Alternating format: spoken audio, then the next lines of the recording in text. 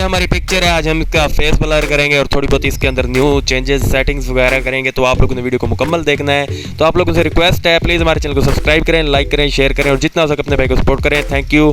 तो चलिए वीडियो को स्टार्ट करते हैं। तो एडोब फोटोशॉप 2020 मैंने इंस्टॉल किया हुआ है। तो मैं सबसे पहले ये पिक उठाकर इसके अंदर ऐड कर दूंगा। तो आगे आपने वीडियो को अच्छी तरह से देखना है, क्योंकि मैं आगे एक्सप्लेन नहीं करूंगा। जैसे जैसे मैं करता जाऊं वैसे आपने तवज्जो के साथ वीडियो को देखना है। अगर आप लोग एडोब फोटोशॉप सीखना चाहते हैं तो अभी से मेरे चैनल को सब्सक्राइब कर लें। Thank you.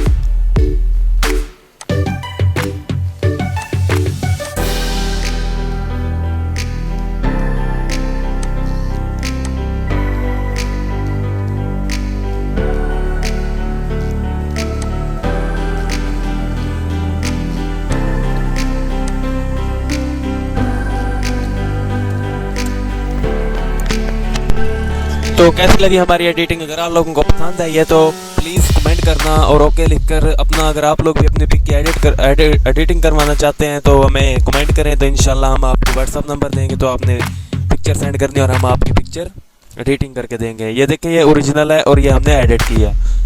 तो प्लीज़ सब्सक्राइब करके जाना, शुक्रिया।